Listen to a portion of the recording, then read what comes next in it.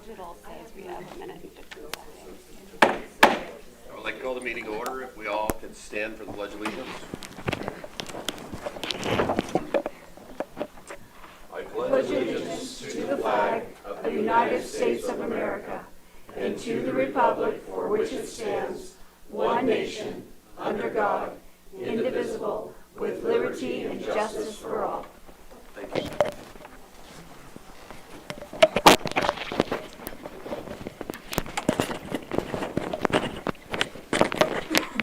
If we could have a roll call, please. Justin Rock. Here. Marianne Meisner. Here. Green Dudo is absent excused. David Glabe. Here. Ricky Joe Hickey. Here. Molly King is absent excused. Denise Wheeler. Here. Is there any changes to the agenda this evening? There's no changes to the agenda. Okay. Consent agenda. Does anybody see anything that needs to be removed, or do we have a motion for it? I move we accept the consent agenda as presented. Second. We have a motion and a second. All in favor? Aye. Aye. All right. We're going to move into public comment. At this time, this is the portion of the meeting that if anybody has anything that is not on the agenda, this is the time to step to the podium. You do have 3 minutes, and the podium is open.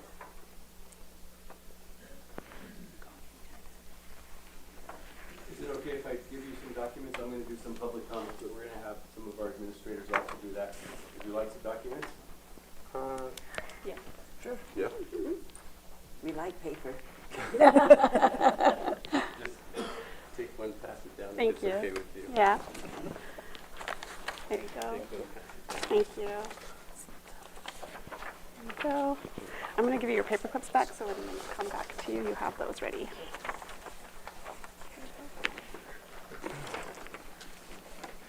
Thank you. I did work on a PowerPoint. And I did submit it a little bit late. For the record, my name is George Mendoza. I'm the superintendent of LaGrande School District. And I'm here to share a little bit about our truancy ordinance. My understanding is that you've heard some presentations and you've heard some information, but we were asked to give some perspective of it. And again, the reason we implemented truancy ordinance, it was about a year and a half long process of us working with other Union County communities. So we worked with Embler, we worked with North Powder and Union and Cove, a little bit with Elgin, and superintendent started working with Kelsey McDaniel, Sheriff Bowen, and really our school boards as well to see if folks were interested in doing something like this. We talked about, we do develop relationships. We work quite a bit on understanding the needs of our students, but we also do interventions when students aren't attending regularly. We get to a point where we know that it's an important life skill, it's an important habit, it's an important quality of education for students to attend regularly, and we felt that we needed some level of accountability as a final piece, besides the relationships, besides the connections, besides the learning or the interventions. We also wanted to have something where we could meet with families and talk to families about the importance of making sure that their child attends regularly. So in that document that you see right there in front of you, it's really our process document that we use. We made it as a document for us so that we would consistently follow these steps that you see listed. So you're going to see that we do notify students of their absences and parents of absences. We have a root cause absentee tool. That's a document that you received where it's basically us reviewing that as a team to really decide if there's some root cause issues on attendance and what we could do about that. And then if we still have a significant number of missed attendance, you get the initial letter of concern. That's in our policy. I did send it so that you would see our policy. And then from there, if we still don't see improvement, we ask for a meeting with the family. And there they have, you see that other document that you have where you have an attendance letter or an attendance meeting format where we have that success plan created jointly with the family. So there's a lot of steps to it. Even after that, there's still go ahead and implement the plan and improve attendance, and us monitoring, supporting, and giving resources. And then even if they still don't attend, there's another letter after that, which is another formal letter to meet with the building principal to again go over that plan and to see what's getting in the way and to see what's our next steps after that. And then again, if they still don't attend regularly, there's that, there's the success, and that second meeting has a success plan with care, with wraparound services, with mental health support being offered, with a variety of things that are taking place to get even more services. And then after that is a potential for a final letter with the superintendent, with the potential of, again, either a truancy notice with a citation or us implementing more work around that success plan for attendance. We definitely will follow, and we continue to follow all the rules, all the laws that we have to follow. We don't give you an unexcused absence if you have a disability and you can't come to school, or you have an injury or illness and you can't come to school. That would be considered in any kind of attendance plan for how to support a child, not to how to harm a child. I'm going to stop. I have other people ready to speak, but I would say that in general, our regular, or just our attendance rate, I'll just say that, our regular attendance rate is improving. Or I shouldn't even try to use the word regular or non-regular. Our attendance rate is improving. Our non-regular, those that miss more than 10%, are chronically absent students, that is improving slightly. Not as strong, not as I'll just say, I wish it was a strength of our school district or a strength of our community. I would just say right now, regular attendance is not something that I think is strong in our culture. We have to rebuild that culture. We have to keep those relationships going. We have to find those connections. We have to keep motivating and inspiring. We have to make learning relevant and interesting. We have to do a variety of things to instill the desire to want to come to school, to want to learn, to consistently show up. I think COVID did change the way people have viewed school. It's still something that we have to figure out how to change it, but I think it starts with families, and it takes community help, and it takes the school district being consistent, but it does take, above all, caring relationships and lots of support. But I would tell you, people need accountability for them to grow. We're going to give them lots of love, and we're going to give them lots of encouragement, but we do need accountability. We haven't given one citation yet. We haven't given one ticket yet. No one's gone to see a judge. But having meetings with families to let them know how much we care about them coming to school, or their child coming to school, and what we can do to support has been a consistent message that our school district gives. And then you can ask us questions if you would like. So I'm Chris Wagner. I'm the principal of the Grande Middle School. I'm also the administrator in charge of our district attendance committee as part of our the Grande School District strategic plan. As you may well know, it's kind of a common sense concept of one of the greatest indicators of our students' success is if they show up and get the instruction. They show up and are at school to hear what they need to hear. And so, as you can imagine, attendance for us is one of the biggest things that we look at. And so we track it very closely from year to year, and we look at a lot of different indicator points. I'm going to look at this slide. It's slide 5, but we don't have a slide up here, but it's this slide. It's got the data points on it. And you're going to see two pieces of data on there. You're going to see something called the regular attender rate, and you're going to see average daily attendance. So if you're not familiar with the educationese of it there, the regular attender rate is the percentage of students we have in our schools that are attending at 90% or better. That's what we would consider a regular attender, 9 out of 10 days of school. The other one, the average daily attendance, is what percentage of kids are attending, period, that time.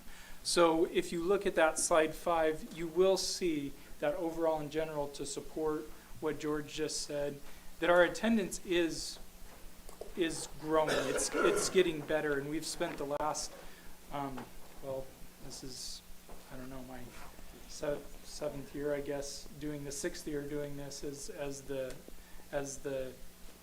administrator in charge of it. But every year we have goals that we're trying to set for ourselves.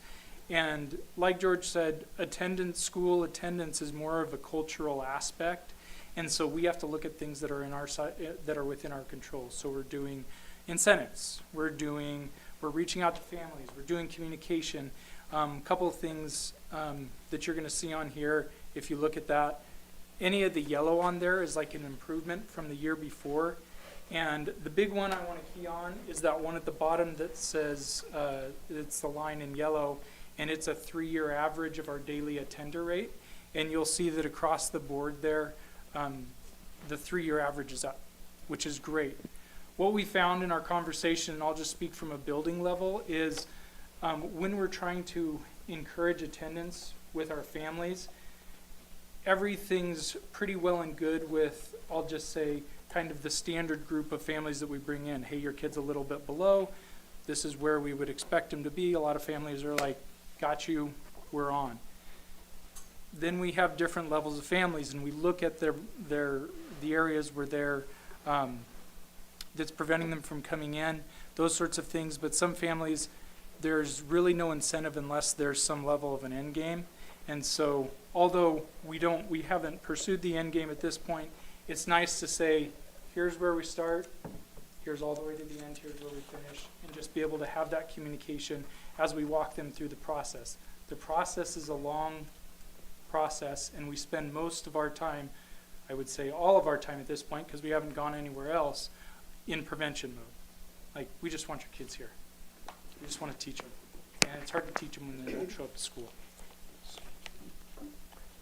Can you clarify, these are percentages? Yes. Thank you. They are percentages.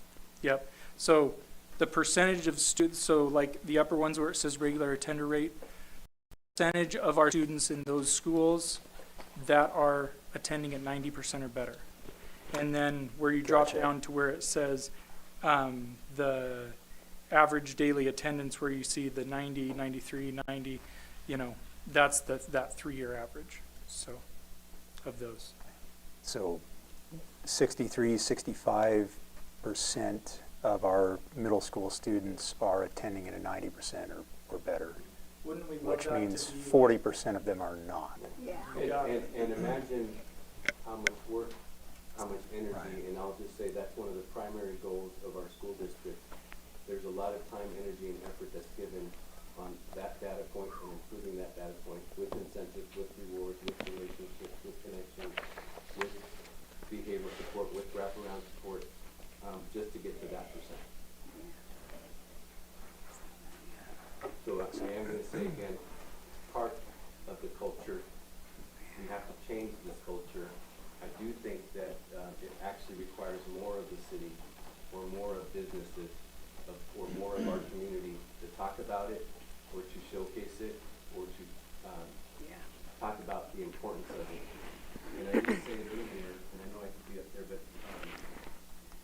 it's a community problem. If you want great workers, you want them to show up.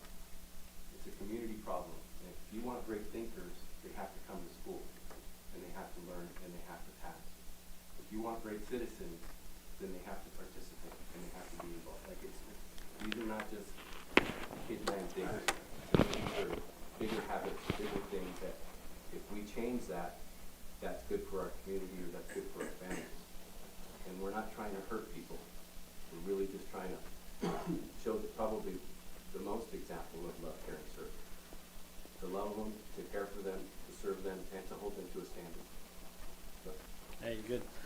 My name's Brett Smith. I'm the principal of Island City Elementary, here representing elementary schools. One of the current realities at the elementary school level is like kids generally like to come to school, right? Generally, they like to be there with their teacher, with their friends. Having done secondary and elementary school, school is pretty cool when you're a kid. They like to be there. When we run into kids that are not being there, it's typically like some sort of extenuating circumstance or a home problem, some sort of different issue. And so we spend the majority of our time at elementary school really working with families because a second grader doesn't have a lot of concept of like I'm not actually trying to skip school, right? It's like my family circumstances are such that I'm not getting there, and then we get into that habit, and then it's hard to get up in the morning, right? And so a lot of our work at the elementary level is with families around like, you know, parenting, support, schedules, things like that that can support that kid and get that kid excited about coming to school so that the parent's like, oh, my kid likes to be there.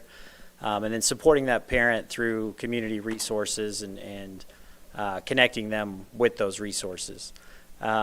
Rarely do we get into find a situation for kids 5 to 10 years old that it's just like they're just skipping the school and running the streets. And so I wanted to share a couple of examples. You know, in this process, specifically at my school, we've had 3 of these preliminary meetings on truancy, and they've kind of taken 3 different courses of action. And so having this ordinance and having not necessarily an end game, but a place to go and a route to take.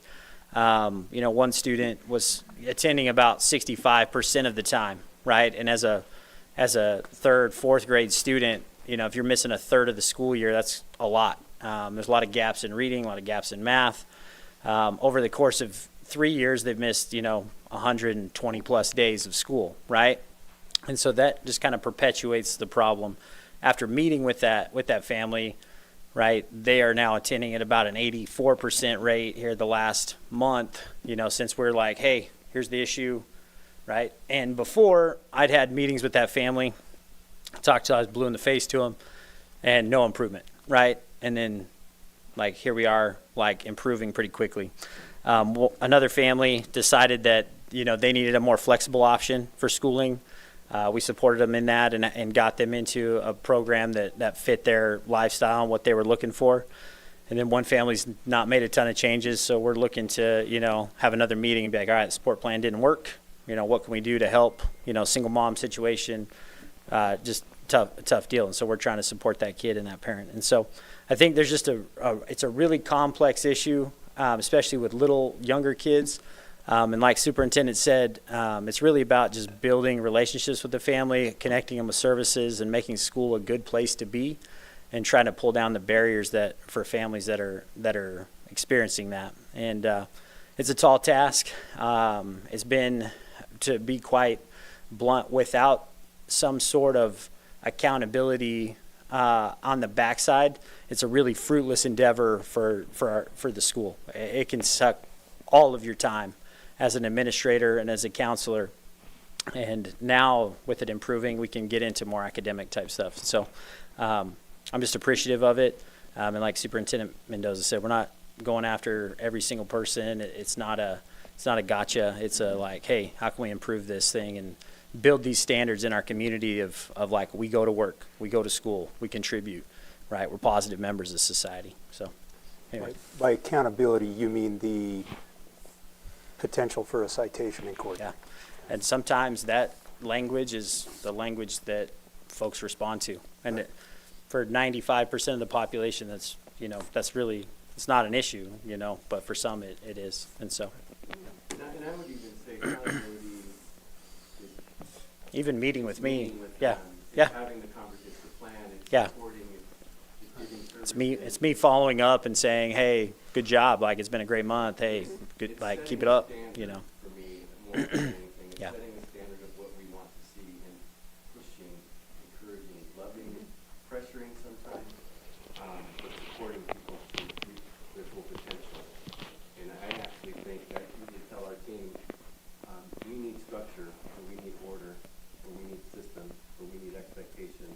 And when we don't have that, things kind of get chaotic. Yeah, just erodes. Yeah. So we believe that good school districts have systems where there's expectations and accountability.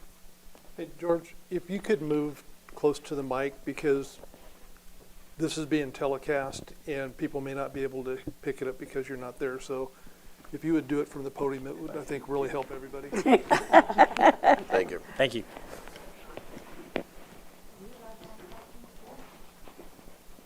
We'll let them present, and once they're done presenting, if we have anybody who wants questions, we definitely can give you time for a question. I'm Chelsea Hurleman. I'm the principal at the high school. I have a little bit of a different scenario because my kids are mobile. And so that presents some other sides of the coin with issues. They can come and go as they please to some degree. And so that does create some additional issues that we have to deal with at the high school. And on the other side of that, we're trying to prepare these guys to be ready to enter the workforce and be responsible citizens in whatever community they decide to reside in. The thing I will tell you guys that the truancy ordinance has done for us as a school is allowed us to create a process to bring parents in and have some really hard conversations sometimes. Sometimes we're unaware of what's going on with some of our kids, and it's not until they come in with their parents and we sit down and are able to go through our process and ask our questions that we go, oh my goodness, we didn't know, or why didn't you tell us? And so this process has allowed us to build plans and create goals, and it honestly has been wonderful for us at the high school. With that being said, it doesn't work every time. And when we have kids that are turning 17, getting close to being 18, we want them to graduate. And sometimes we do need to have that additional piece of, we really need you guys to be here. We need you to finish. And just that accountability is huge for us at the high school level. So I think the last thing I will say about the truancy ordinance is just without having that final piece, it doesn't complete the puzzle for us. I can have all the meetings and help our kids and plan and set goals and love and encourage as much as I can. But sometimes just knowing that we need to get through this process to get a goal set, this truancy ordinance has helped us with that. And I hope that we don't move away from this as a community. I will say that the accountability piece for me as a parent, I have a teenager, and we teach them that there's expectations and there's rules and there's laws for a reason. And this is just another part of like learning how to grow up and have expectations. And this is just another layer of that, I think, as we have those conversations with kids and families of growing up and understanding expectations. And this is not just a school issue or a school district issue, it's a community concern. We want our kids to graduate high school, and we know that if they don't, it leads to other concerns. And I know that this is just another layer that helps us complete that last layer of getting them to graduation. So I just hope that you guys will allow us to keep this ordinance for our kids in our community. So thank you. Thank you.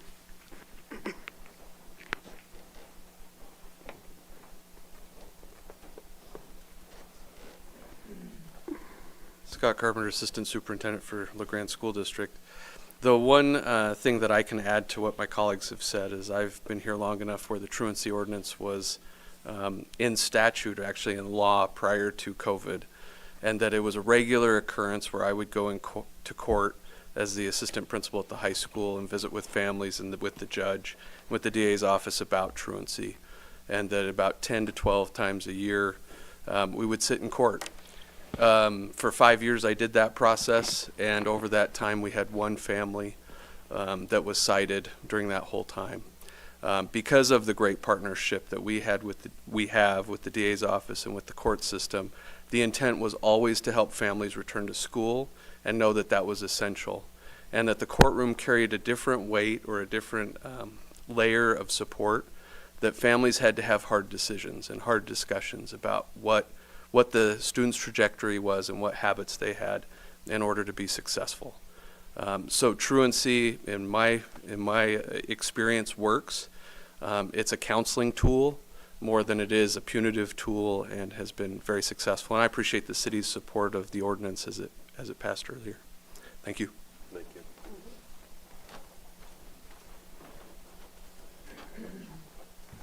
Sheriff Cody Bowman. As some of you know, I used to be the school resource officer for about 6 years when Scott was at the high school, and I've worked with all these folks. But As a school resource officer, some questions, and as sheriff, some questions have been brought to me of, what does it look like at the law enforcement perspective? There's been thoughts that we were out chasing kids around because of the truancy ordinance or the truancy law, and that's not the case. In fact, the involvement when it comes to law enforcement is very minimal. In the 6 years I was there, we served 2 citations, one with Mr. Carpenter and one with another administrator. And I can tell you, after sitting through all those preventative steps that Mr. Mendoza was speaking of, I was the top tier on the ladder. And to be honest with you, I just assisted in serving the citation. Sitting in through those court trials, I don't believe that of the 2 that I recall, there wasn't a monetary penalty. It's not like the judge fined the parents or charged them money for them not having their child go to school. What they did is they developed a plan and held them accountable and stuck to that. That was the end all be all goal, is to get the child in school, like Mr. Carpenter said. There was some other concerns, like he said, it was an Oregon state law up until COVID, and then obviously they wanted some different options. Kids were going different ways and whatnot, and it created some really bad habits as far as not attending school. And the purpose behind this was just to get those relationships back up. I'll be frank with you, when the kids are not attending school, they can be victimized, and we've seen it in law enforcement that the kids are victimized when they don't have that day-to-day contact. We have child abuse taken on, we have sex abuse taken on, because there's not that teacher, that counselor, that fellow student that's involved with them when they're not coming to school every day and they're not engaged in their lives. So there's concerns with not having it. I don't look at truancy as something that law enforcement is enforcing. I think it's just a partnership with the school and working with that family, and there's no additional strain on law enforcement, city or county or state for that matter, when it comes to truancy. So that's all I have. Thank you. I'll do this to just, if there's questions to be asked, but I'll just say, I think for all of us, it states that education is a priority. And I think our families need to know that, our kids need to know that, our schools want people to know that. Education is one of the strongest or the biggest priorities. And we want kids to attend. And what we usually say is, if kids attend and they participate, so participate in club sports or activity, or just participate in class, they usually pass. They usually learn. It's just that simple. So attendance is one of our most important factors for a successful experience in school. If you want me to answer any questions, I can. If you want to just switch for a minute and ask the question, then the superintendent can step back up and answer. It is kind of little, but this way you actually get a question in. Hi, I'm Tammy Gordon with G. Gordon Construction Company. I'm retired from the military back in 23, full-time. Don't have any kids. However, as a business owner and previous military, it is hard to find good employees that want to show up, like you said. And then same with the high school. We want to get the high schoolers to where they can actually show up and get a job and maintain employment. How, as a business owner and a previous mentor for military folks, how do we help with that? Because you say it's a community, right? So how do we get involved? I love that. And I've got business cards for all of you, but that's my question, is how do we get involved to help? We don't have kids, we haven't been involved in the school system, but we have the experience with nieces, nephews. I love it. Thank you. I would just say these are things that our team has been talking about at some level, whether we visit other school districts and what they're doing with their communities in partnership.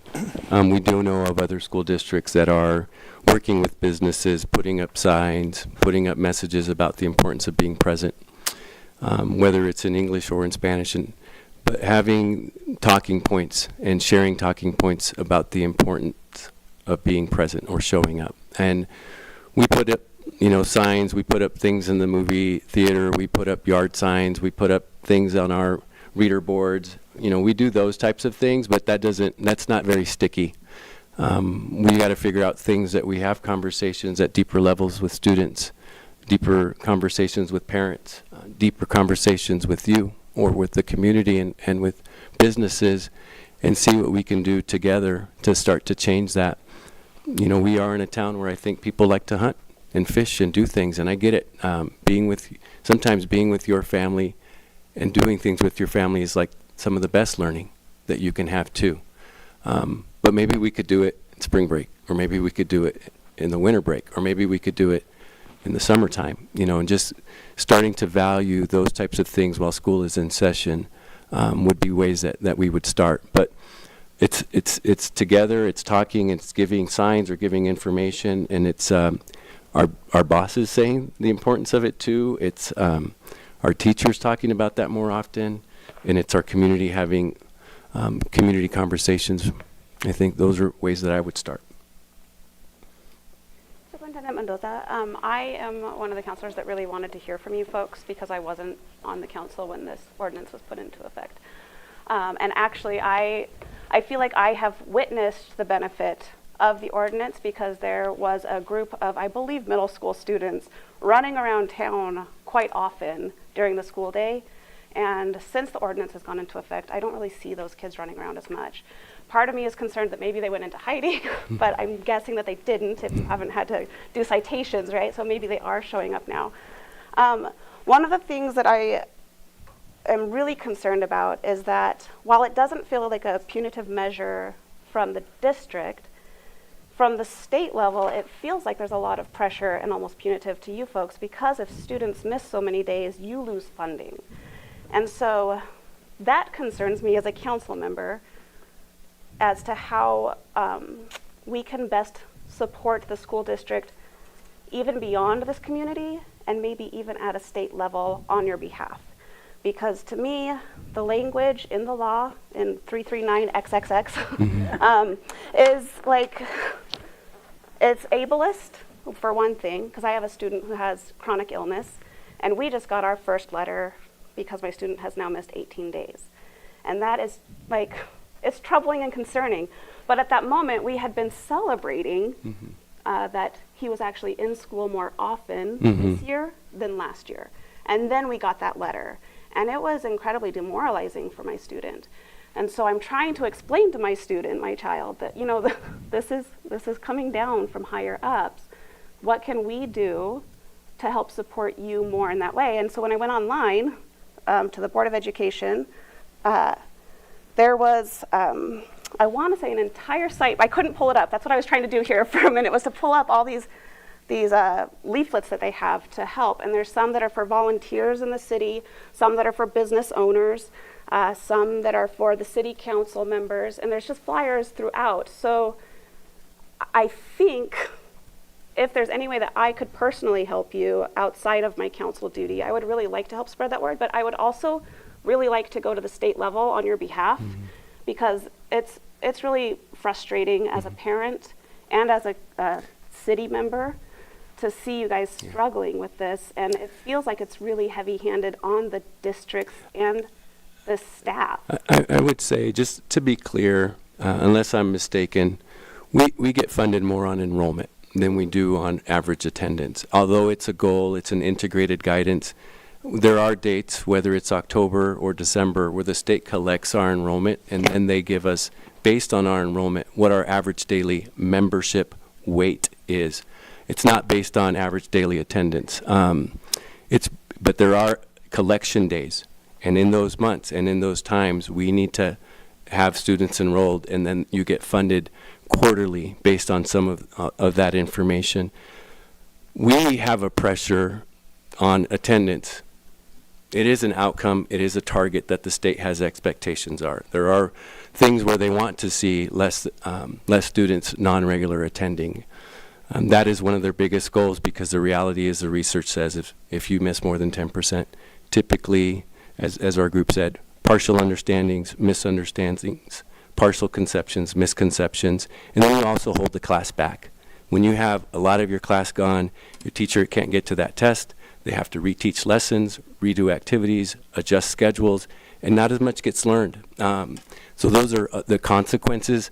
And I think just for us, internally, some of us, you know, we just know that the right thing is for people to show up, because that's how you succeed typically. And It's those innate things.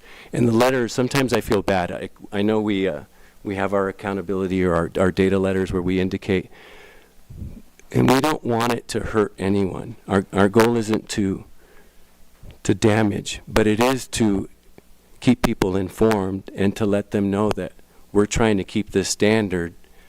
And I do know that people that are sick or that have illness or chronic conditions sometimes feel like I'm doing the best I can. I'm giving you everything I can give you, and you're still telling us we're not good enough or I'm not okay. And for those, I do apologize.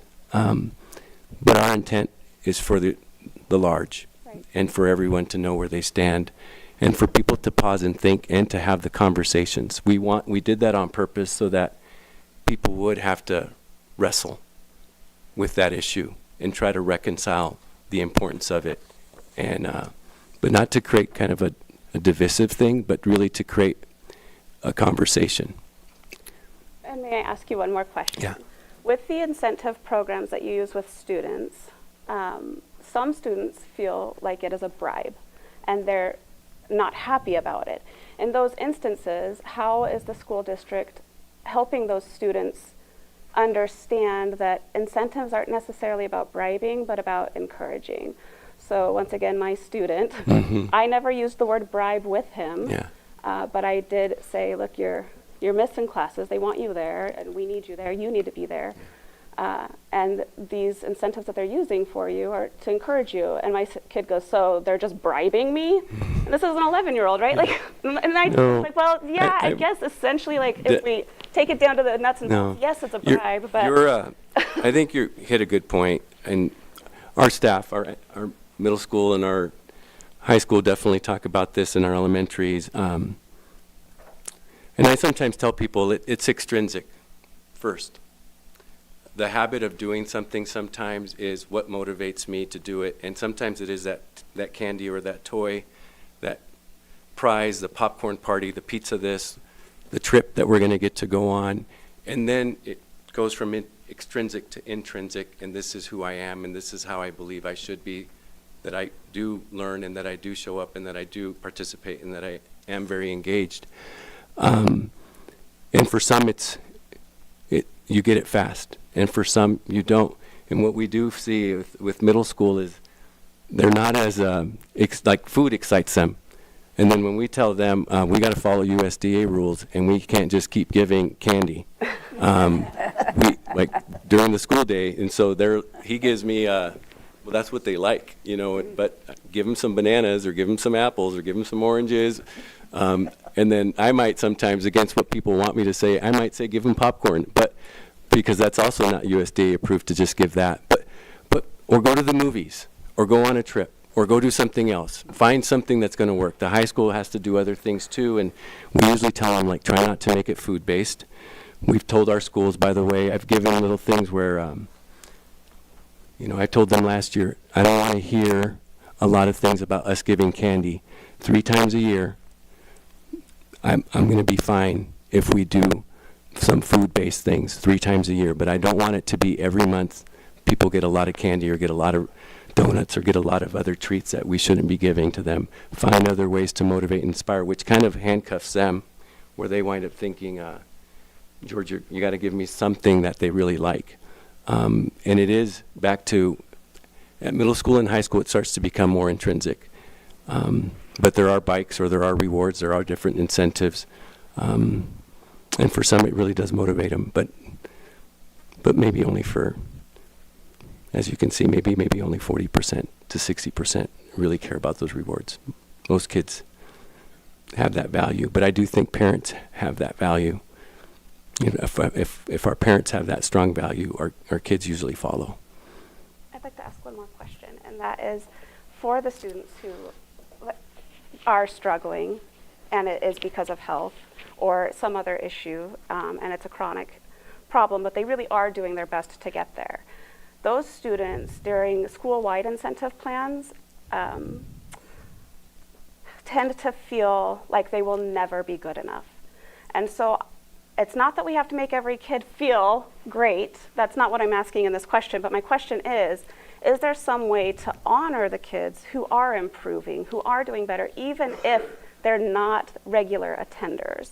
Is there something that can be done? Because from what I've witnessed and heard so far from other parents is that these students feel like no matter what they do, they will never be good enough to be recognized for the efforts that they're putting in. I would say we haven't had deep discussions about that, but there's definitely tracking growth and monitoring growth and giving rewards or giving congratulations or giving support based on monitoring growth.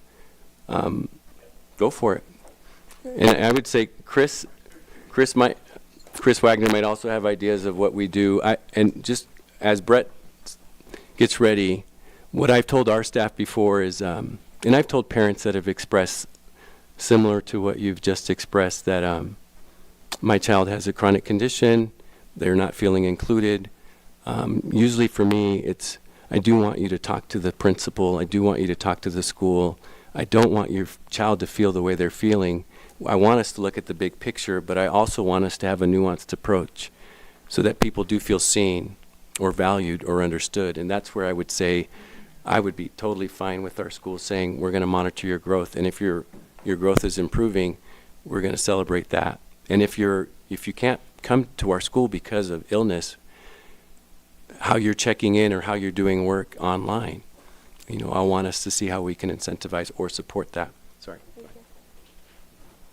I would just say I can't speak for every elementary school, but I know there are like kids that are improving and that like those conversations are happening, and oftentimes those kids are incentivized at a higher rate than the general body and population. And so I'd encourage you to just talk to whoever your school administrator is and just see what their systems are at that building. But at our building, we've got probably 20, 25 kids that are checking in the morning time, have their sticker chart, prize at the end of the week. It's like a big rah-rah like office, in the thing. And so I know those good things are happening with kids and doing growth, and it's not just the once every quarter big assembly like, hey, stand up and clap for so-and-so because they got 100%. We're definitely trying to hit growth metrics and grow from where we're starting. So.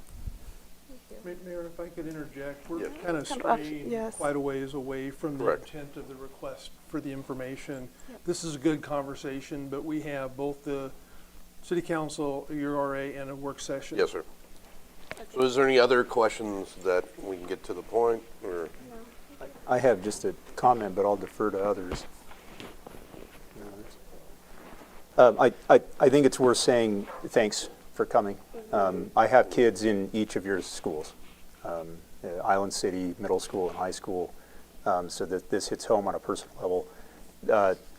This is appalling. I had no idea these are the numbers that you're dealing with. Mm-hmm. And it makes me, again, as my fellow counselor said, how do we change this? How do we support you? Because this is the future of our community. And to a great extent, you are guardians of the future of this community. If these kids can't attend school, they can't hold a full-time job. They can't gain the skills they need to have a full-time job. They can't go to college. They can't, that is the future of our community. 20 years from now, these will be our adults. And they'll be holding our positions. And if we're not creating enough of them, we're in trouble. And so you're all busy people. You're important in your own respects. Thank you for being here. That means a lot to us that you've taken part of your evening out to come and speak to us. This is eye-opening. I had no idea the process was this involved, and it makes me feel more comfortable with that process being in place. What I'm hearing you say is we have a lot of carrots, but we need a little bit of a stick too. And that there are two ways of incentivizing people, and some are more motivated one way, and some maybe the other. Maybe this is a little bit of that stick, but if it means that those carrots mean a little bit more, and it gives you a little more to do, then maybe that's a good thing. So I confess I was skeptical of this to begin with. I think you've changed my mind a little bit on the practical application of what this means. And so thank you for the presentation, and thanks for explaining that process. Thanks for what you do. None of us are education policy experts. You are. And we're grateful to have you and your expertise and to listen to what you need And I would invite that conversation to be an ongoing one, We- because those numbers have got to change. Thank you. We ought to be publishing those in the community, because I don't think people know. I didn't know that's how big that problem is. We do share it in our strategic plan updates that we do to our school board 2 times a year. I would say, I asked Scott and Chelsea, and Scott's gonna organize a trip, and we are going to see a few other school districts that are similar to us and see if there are out there those that are getting 70 or 80%, and then we're gonna see what they do with their community, and then we're gonna want to have meetings in the future about what we can do together. So, Well, be my ready hat's for off to each of you. Thanks for what you're doing. That's a difficult job, and yeah, you've got, I think I can say, our support. Okay. Thank you for all coming out and giving Thank you so much. We appreciate it. If there is no more citizen comments, we're going to move on and get into our meeting. I saw. First one is going to be a public hearing for the first reading by title only, proposed ordinance amending a code of ordinance, chapter 34, article 2, transit room tax. With that, I'm going to open the public hearing and ask the city recorder to read the rules of order in its entirety. These rules of order are applicable to the public hearing for a proposed ordinance amending the Code of Ordinances for the City of LeGrande by repealing and replacing Chapter 34, Article 2, transient room tax in its entirety. This is a legislative hearing, therefore Counselor ex parte or pre-hearing contact does not apply. The hearing will proceed as follows. The mayor will open the public hearing and request the staff report. The mayor will then accept public testimony relating to the matter. There is a 3-minute time limit for testimony. The order of testimony this evening will begin with that of proponents, those in favor, followed by opponents, those opposed, and ending with those neutral to the ordinance being adopted. The proceedings are being electronically recorded to be converted to written minutes. When testifying, please step to the podium and clearly print your name and address on the speaker sign-in sheet. Please state only your name before addressing the council. Members of the City Council may ask questions of the staff at any time, and subsequent to deliberation, the mayor will close the hearing. Back to you. Thank you. With that, can we have a staff report? Thank you. Heather's traveling back from training, so I get to fill in. Perfect. So the existing transient lodging tax, transient room tax ordinance is very out of date. What we did was we took a look at the model ordinance to update some language. There's quite a bit of an emphasis on the short-term rental industry, VRBO, Airbnb, so there's some cleanup language there. This is not increasing the lodging tax. It is not changing the uses of the lodging tax. It is just simply bringing the language current in the new code. Councilor Hickey pointed out an extra comma that was in a sentence, so we'll go ahead and take care of that. And she also had a couple of questions. One of the questions that she had asked was, under the exemptions, what is a dwelling unit used for less than 30 days in a year? And it can literally be any dwelling unit. It can be a room that you rent out. It can be your entire house. But if that rental activity, short-term lodging activity, is less than 30 days cumulatively over a year, then you are not required to collect and pay lodging tax. So that's the meaning of that particular exception. You had also asked about the impacts if House Bill 2494, which is an effort to allow through voter approval, as I understand it, the imposition of a 3% additional lodging tax. If that is passed by the state and enacted within the city of LeGrande, that would be an increased tax dedicated to public safety, and it would not impact the current tax being collected by the city in any way. I hope that answers your questions on those. That does answer those 2 questions. Sort of. Actually, the exemptions one. I was curious as to what is considered a space used by the general public. That's just any any space. Okay, I assumed it was like a general public space, like a park. Well, no. Okay, I just wanted to make sure I understood that correctly. Thank you. It's defining who can use it. Perfect. And not your family member, as an example. Gotcha. That's perfect. Thank you. I've got a question. Okay, I just don't remember, and this would be good for the public to know as well. What is that money collected and allocated for? Sure. So the intent of the lodging tax is to augment the budget, to offset the costs, and also to provide revenues to promote tourism, to address funding of tourism-related facilities.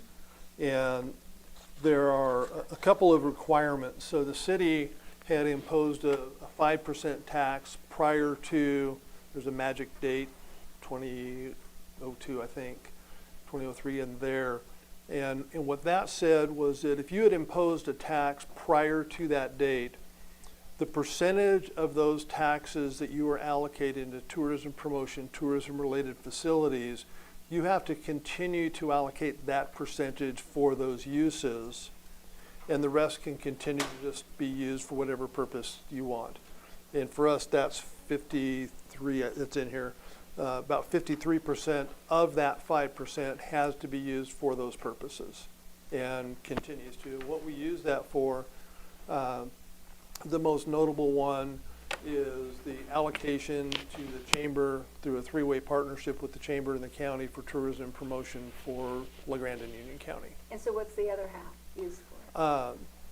The 47 just rolls into the city's general fund, can be used for any purposes. And we also have an allocation for parks for the tourist-related facility. You know, we have Morgan Lake as an example, and we had done some calculations a number of years ago on what we could quantify as a use, and we've maintained that kind of pro rata formula going forward. The additional 1% that was imposed post 2003, 70% of that has to be used for tourism promotion, tourism-related facilities, and then the other 30% goes to just can roll into the city's general fund. For a while, we were doing all of that towards tourism promotion, but we have, because of the city's situation, we are allocating all the legitimate TRT dollars that we can to general fund purposes that are not restricted. And then each year, at the end of the year, I take a look at what our projections were, our calculations, collections were, the actual uses, and determine whether or not we have any dollars that have to be allocated for tourism promotion that were not. The best example of that was there's 119,000 and change that has been earmarked for the fairgrounds for their infrastructure improvement, tourism-related facility. Those were dollars that had accumulated that needed to be dedicated to that purpose, and so that's where those came from. And we keep track of how many dollars we have to do, and then we put those in a separate line in the council manager's budget just to make sure that we are keeping track of those, because those are restricted funds. Long answer to your short question. No, that was good. No, that was good, yeah. Sure. And so I think when I was reading this too, that they have to report to you every month, is that correct? What their stuff is, Yeah, what their income was, and who they, it is. And Heather could, who is not here, could Sorry. speak to that in more detail. And with some of the properties, it's a little harder. You know, we still have challenges with the third-party collectors and the way that they report it and knowing what it's from, and that's a I think it's a national problem. And this language, I think, will help us a little bit towards trying to tighten that up. And I think we do a good job of identifying those short-term rentals that are out there so that we can let them know that there is a process that they have to go through and get licensed so that they can operate. And I think we're in pretty good shape, and it's a growing revenue stream, and it gives us a lot more money that we can dedicate towards promotion and promotional activities. Right. Robert, I had one more. Oh, sorry. I had one more question, and that was section 3428 with the deficiency determinations. ... Oh, yeah. It was the 3 years. How were the 3 years decided? Did that come from state regulations? Yeah, that's in the model ordinance. Okay. I didn't have a chance to check to see whether or not there's like a statute of limitation, look back period. Gotcha. But we did take that from the model ordinance, and I'm not sure if that's the language that we have in our current one. And does that, it's not in there, but does that feel like a decent amount of time for the city to deal with such a situation? I think so. Okay. And then I wish Heather were here because this is a complete rewrite. It's not just updated. It is a complete rewrite, and she has put in so much effort. Like it is impressive. I'm really proud of her, and I hope she feels proud of the work she put in also. That's awesome. Yeah. Any more, Robert? Any more questions? All right. With that, we're going to go on to inviting public testimony. Is there anybody in favor that would like to speak on this matter? Opposition? Neutral? Nope. Perfect. With that, any more council discussion? I think it's a good rewrite. Yeah. It's very It is. explanatory. And with that, I am going to, what's that? It's simplified. Yeah, I like it it. is. With that, we're going to move on and ask the city recorder to read the proposed ordinance for the first time by title only. An ordinance of the City Council of the City of LeGrand, Union County, Oregon, repealing and replacing Chapter 34, Article 2, Transient Room Tax of the Code of Ordinances, City of LeGrand, Oregon, and declaring an effective date. Thank you. And with that, the public hearing is continued to April 2nd, 2025, at which time the proposed ordinance is scheduled to be read a second time by title only and considered for adoption. All right, no unfinished business, new business. It's like we are considering improving resolution amending pool user fees. Oh, there's she. Yeah. And with that, She can we planned that. have- Yeah. To the words, I wish Heather was here because, and then they just finished it. Then you walked in. And with that, can we get a staff report, Mr.? Good job. Thanks, Mr. Mayor and Council. This is fairly simple. The council legislates pool fees, and there's not a lot of flexibility to do things like we're trying to do.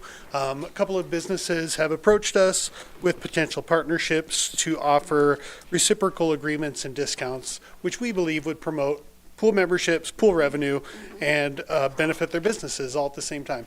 So cross-promoting is the essence of this resolution, along with allowing staff to offer special promotions and events that would not require me coming here every time I wanted to do that, or my staff wanted to do that. Are there any questions?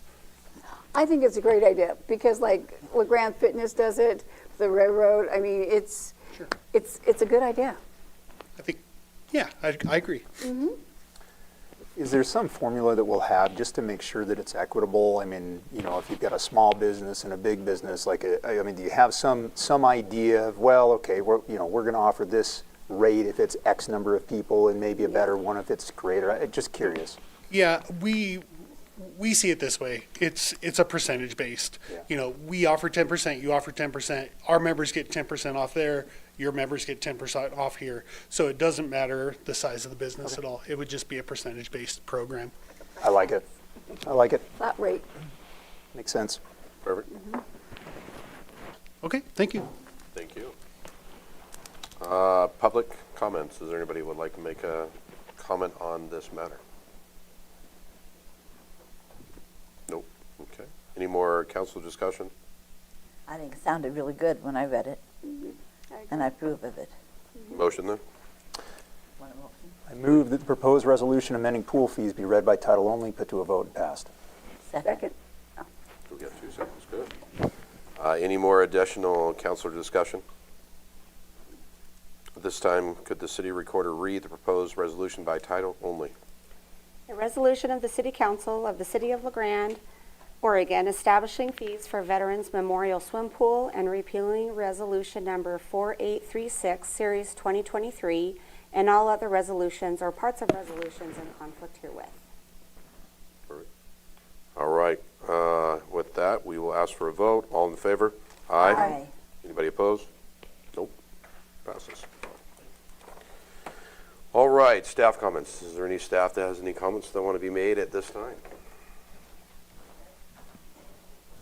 Good evening, Mr. Mayor and councilors. A couple of things I want to share with you related to business at the police department. The first is in keeping with police department policy and best practices. On Monday of this week, we facilitated our annual audit of our property and evidence room. Some of you might remember me talking about this before, but this is a very high liability, lots of risk involved if we don't manage our evidence and property appropriately, and it could have very severe consequences for the city and the police department if we didn't stay on top of that. We have a great team of evidence technicians. I facilitated the audit on Monday and passed with flying colors. Things are looking really good there, so I wanted to share that with you. That's a positive thing. The second was I wanted to give you an update on the RV storage facility that we've been working on since the fall. The fence is done. The contractor has completed that part of the project. We anticipate being ready to use the facility within the next couple of weeks. The city planner and public works director and I have worked hard on this for a number of months, and we all met out there recently, and we're very pleased with the progress. In fact, today we issued a request for proposal for towing services, both for general towing services and RV towing services. A lot of this was driven by the change in the process that we're going to be doing specific to RV towing. So that'll be open for 2 weeks. We hope to have good participation from our local towing companies, and I'll report back to you hopefully at our next council meeting asking for approval of a bid. So that's all I have, unless you have any questions. Thank you, Chief. Any other staff who would like to make a comment at this time? Perfect. We do have a lot more to go this evening. All right. City Manager. I'm back. Yes, you are, sir. And for the first time, I think, ever in my life, I did not look at a single work-related email for 2 solid weeks. Bravo. I literally did not open my email from the time I left until after we touched down in Boise. It was a really good trip. And I am now wading through the couple of emails that accumulated in the inbox. One of the things that is a little bit late getting out is the monthly report. Hopefully we'll have that done by the end of this week, but normally you have that by this time of the month. And I'm just trying to get caught up, and I think in the interest of time, I'll stop there. Perfect. Thank you. Any counselors would like to make a comment at this time?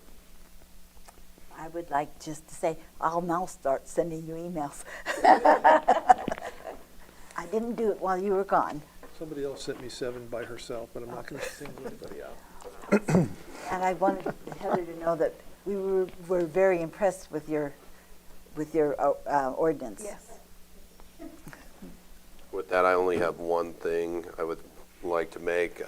Commissioner Scarfo did reach out to me. He was unfortunately would not make it tonight, but they did get a hearing for the 10th for the water and sewer for the funding through the budget. So it's a good thing they're moving on. But he did want me to point that out and let everybody know. Yes. The 10th of April. Cool. So it is moving ahead. Excellent. That is the only Good. thing that I have to comment. Any other comments before I adjourn? Thank you for making that. Oh, okay. He told me the 10th, so I was thinking April because we're in March. I'm sorry. with that, I am going to adjourn at this time.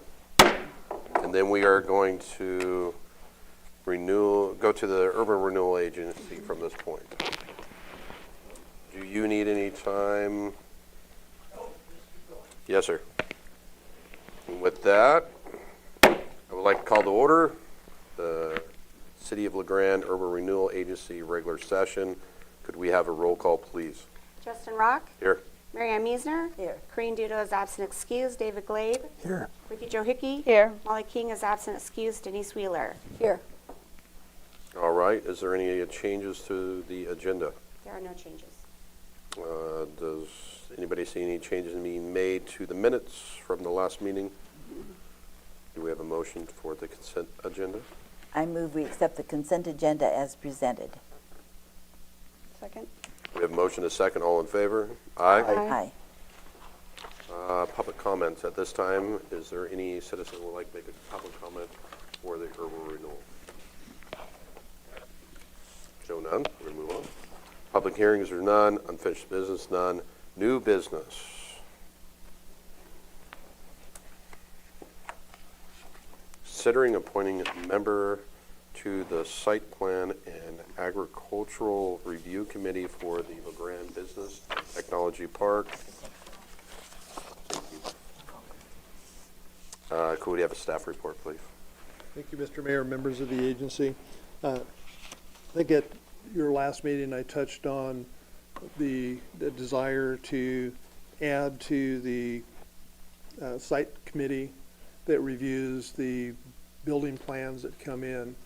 The Urban Renewal Agency is acting as the association on behalf of the property owners, and the agency appointed the Urban Renewal Advisory Committee to serve in that role. Prior, it had been the CDC Property Committee back when they still were majority owner at the park.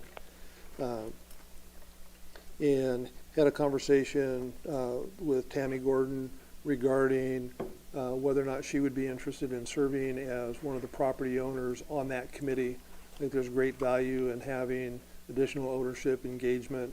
One of the other property owners had indicated that he would also be willing to serve, but was not ready to be appointed at this time, but did express an interest down the road.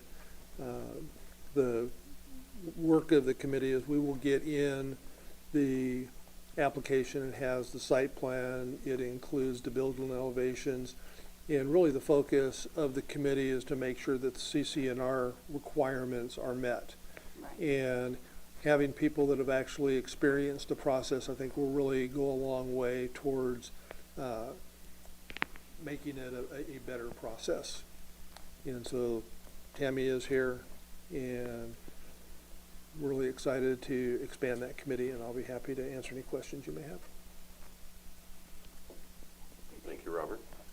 With that, we would like to invite public comments. Is there any? Agency discussion. A motion. I move that the agency appoint Tammy Gordon as a voting member of the Site Plan and Architectural Review Committee for the Grande Business and Technology Park as presented. Any more agency discussion? I think it's a great idea. I agree. With that, all in favor? Aye. Aye. Anybody opposed? Nope. All right. Thank you. All right. District manager comments. Yes. A couple of things. I'll be meeting next week with the city attorney and the owner of the grocery store property and their attorney to talk about the closure of the store, and we'll apprise you of that conversation. And also looking at meeting with Mr. Larvick and his attorney and our attorney to talk about the desire to move forward with forming the association.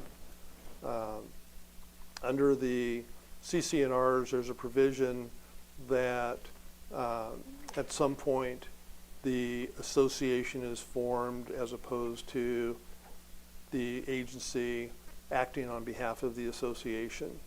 And I've expressed some concerns about that process and what that looks like. And so we're going to have a larger discussion, and we'll keep you in the loop on that as well. That's all I have. Perfect. Thank you. Any other comments by the agency this evening? Oh, I understand the Hampton Inn has opened now? Yes. Was it yesterday? Was their opening? Monday was their first official. Okay. Are they doing a ribbon cutting or anything like that? At this point, they're not doing a grand opening ribbon cutting probably until Okay. they are just open. Their GM literally was 15 minutes into the job, but popped in to visit. Oh, wow. So they're about 60% staffed, and so they want to make sure that they're up to speed. They're still finding up a couple of little minor issues. They want to make sure that they're kind of up to speed and fully staffed operationally before they do that. Okay. But they are open for business, so, okay. They had 20 rooms on Monday night, and when I visited with them on Tuesday, they had already booked 17. Oh, that's So- good. So they are filling some room. Good. Perfect. There's a lot of activity going on out there at the Yeah. business park. There's a lot of activity throughout the community. Good. This park is starting to make a breeze. Yeah, that's nice to see. Any more comment? With that, at this time, I am going to adjourn us to a work session.